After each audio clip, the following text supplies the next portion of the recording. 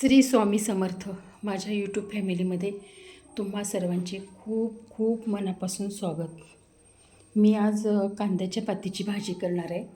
त्यासाठी मी कांद्याची पात इथं धुवून वगैरे ठेवली आहे, छान निवडून धुवून ठेवली आहे.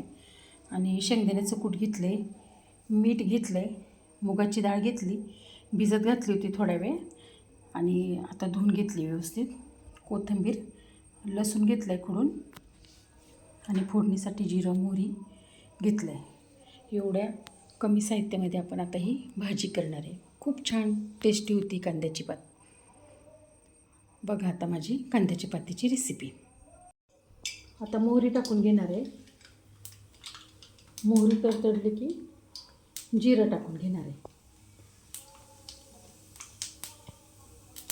जिरं चांगलं तडतडू द्यायचं, जिरं मोहरी.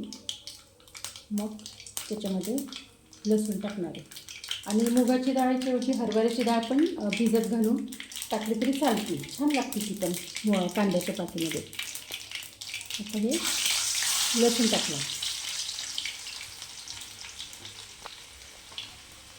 मुगाची डाळ टाकून घेणार आहे त्याच्यात.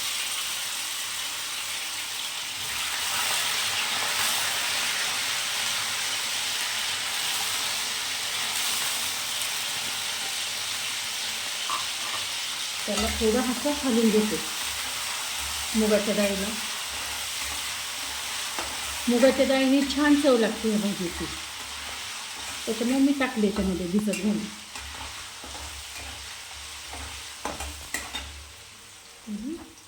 आता थोडी कोथिंबीर टाकणार आहे याच्यामध्ये.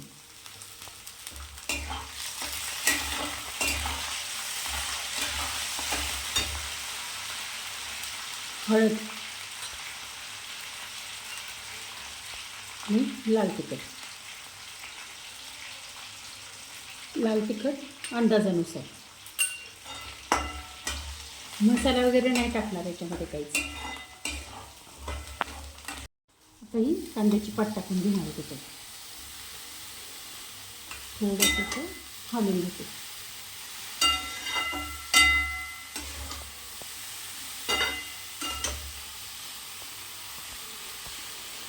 सगळी अशी कांद्याची पात मी टाकून घेणार आहे आता त्याच्यामध्ये. आता जर ही भरपूर वाटत असली लगेच शिजून खाली जाते आता ती भाजी आणि खूप कमी भाजी होती ती पटकन. आता ती सगळी भाजी खाली जाणार. हे बघा, सगळी कांद्याची पात मी टाकून घेतली आता आणि मीठ नंतर टाकणार आहे.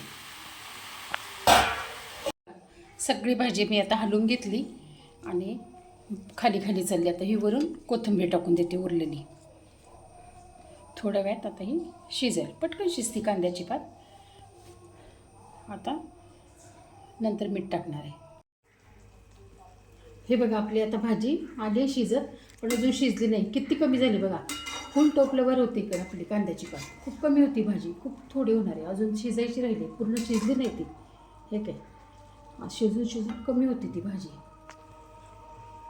आता मी याच्यात मीठ घालून घेणार आहे आणि शेंगदाण्याचं कूट. हे बघा, शेंगदाण्याचं कूट आणि मीठ टाकून घेतलं. झाले आता. हे बघा, आता आपली भाजी खूप छान शिजली आहे.